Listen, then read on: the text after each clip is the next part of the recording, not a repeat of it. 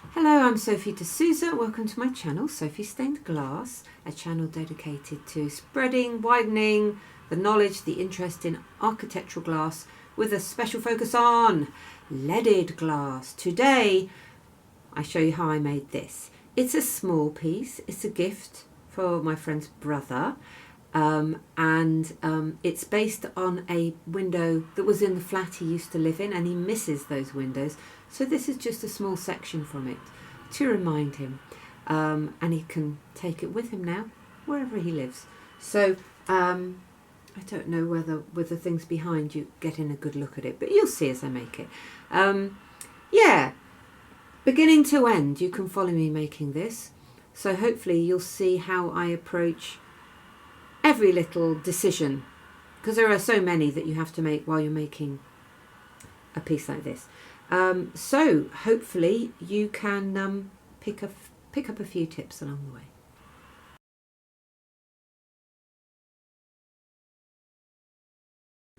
Now, just want it to solder up nicely, so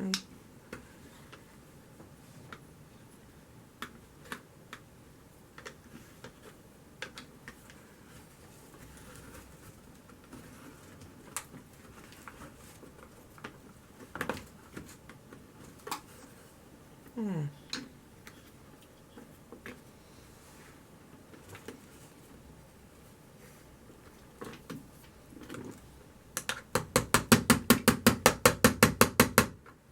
What I was doing there was just, there was a bit of a flatness to that curve, and I was just giving it a nicer shape. I'm pretty happy with all of this. It looks quite nice. So I'm going to start rubbing flux into my joints. This is tallow, beef fat. It's a beef candle. Bit smelly. Don't light your home with it.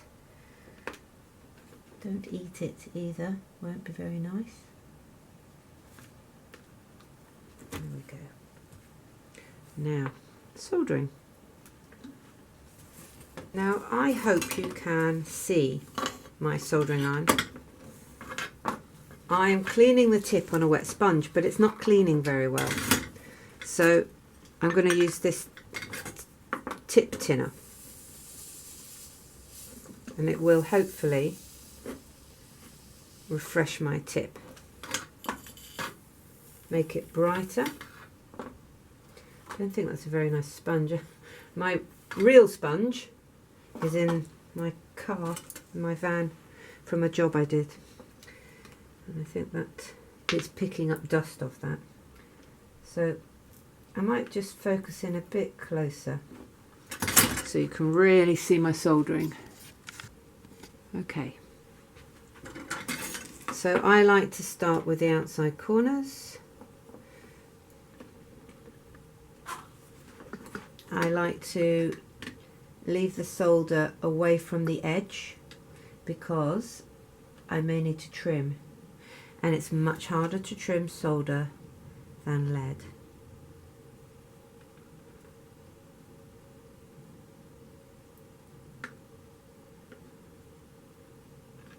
I went back to that one because I didn't like it. It was a bit of a, if the joint's a little bit dirty, you will find that you do not get quite such a nice joint. And with this lead being of various ages, it's not the cleanest. It's clean enough, but that will be why you get a bit of pitting sometimes on your joint. It's because there's a tiny bit of dirt involved somewhere.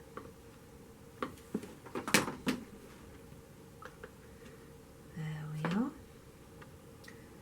Doesn't feel like that's quite enough joints. I'm used to doing such bigger pieces. It feels too weeny and small. but actually I think it's done. So let's turn it over.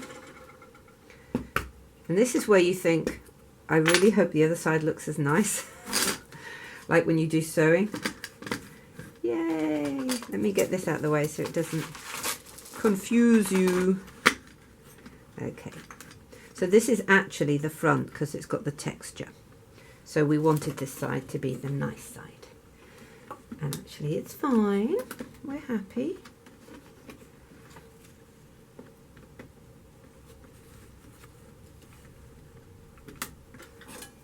I like to give it a bit of a wipe before I start, just to take a bit of heat out of it.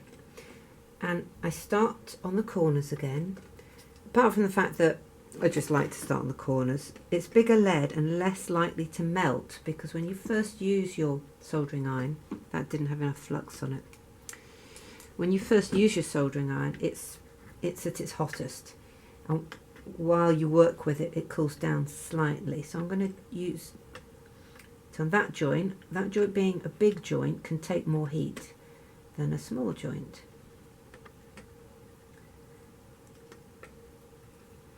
You have to be careful of tips, that you don't melt your tips when you have a nice long joint.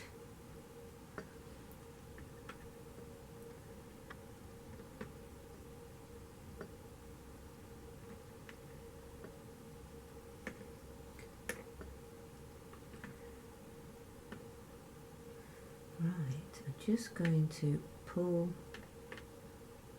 the solder a bit to sort of round that off, because as you know, that's where my lead met the other lead. So I want to just round that off a bit. Hope that makes sense to you.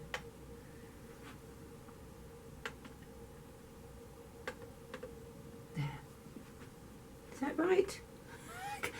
Ooh, when to leave it alone. Sometimes I just get a little bit perfectionist about my joints when it's not necessary, because once that's all cemented up, that will be fine. The one that got away. There's always one that gets away. So now we do the cementing. This is very small. I'm not going to mix up cement for this. I'm going to use ready-made putty. And there it goes. Not sure how much I'll need. I always have putty in for when I'm putting windows in. Now, bit of black pigment.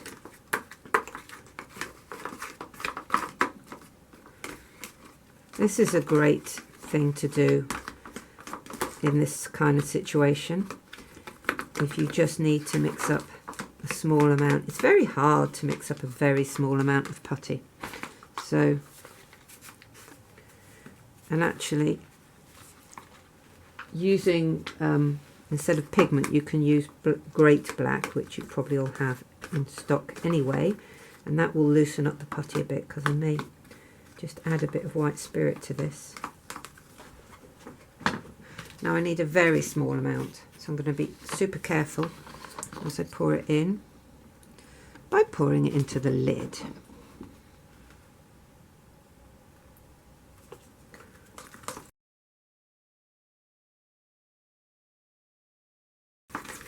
And that's what I was hoping for. I was hoping the white spirit was going to help dissolve the pigment, and it did.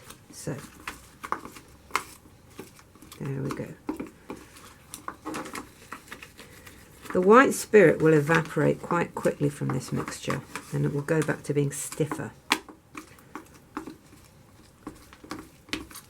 But it will make it more workable. And I'm going to add just a little bit more pigment. It never seems to take the pigment as well as the stuff you mix yourself. Don't know why. Perhaps someone can tell me. There's probably something in this goo to keep it from going off, because it's, you know, obviously off the shelf, this putty. I think it's polymer based. I'm not 100% sure. That's bringing it colour down a bit.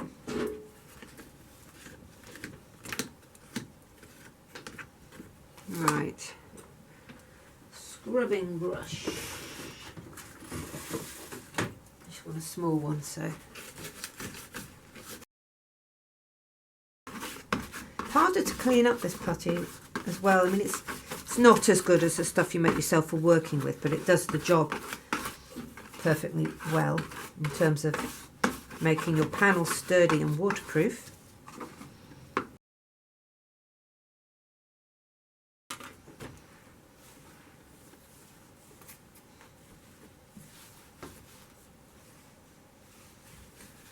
I actually saw somebody spreading their whiting with a cloth on the internet. Oh no, it wasn't the internet.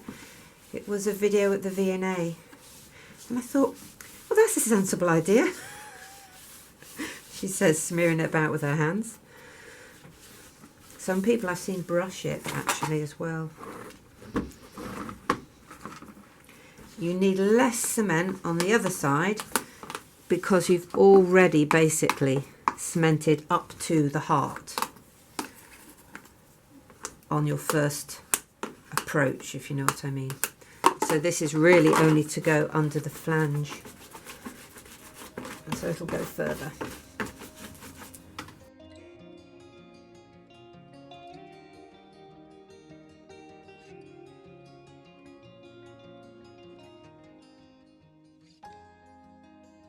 Now I'm not going to leave this on here for too long because it always wants to stick to the glass, this kind of cement.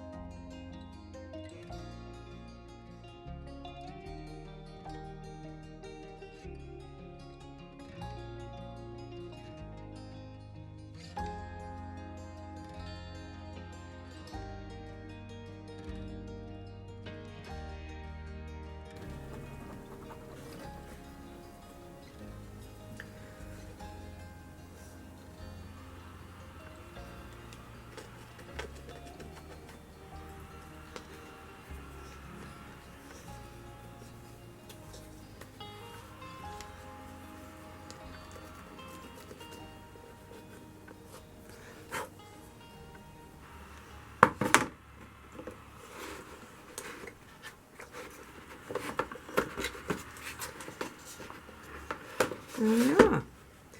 So that's done. Now I'm going to take this out in a minute so I can oil the frame, but I just wanted to show the way you would put it in. Now I'll do that in more detail another time. I will just put a couple of dabs of adhesive to keep it in the right place. You probably can't see this very well.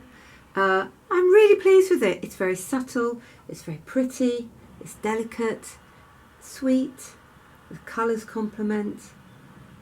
I just think it's a really nice piece. It did present some challenges. I'd say it's not a complete beginner piece, it's more like a middling piece because of having to get all the bits in. And get your angles right, and curves are always more difficult, not just to cut but to lead as well. So I hope that by doing a beginning to end on this piece, you were able to see how I approached every little problem as I encountered it, because you really have to just keep thinking as you go. There's never two windows or panels the same. You always have to sort of go back to your basic principles, and sometimes you try it one way and then you do it a different way. Yeah, so thank you for watching. There's loads of other videos that you can take a look at, and hopefully you'll find what you need. If you don't, drop me a message, and it's probably up there, but there's quite a lot. You maybe just can't find it. So yeah, please like, comment and subscribe.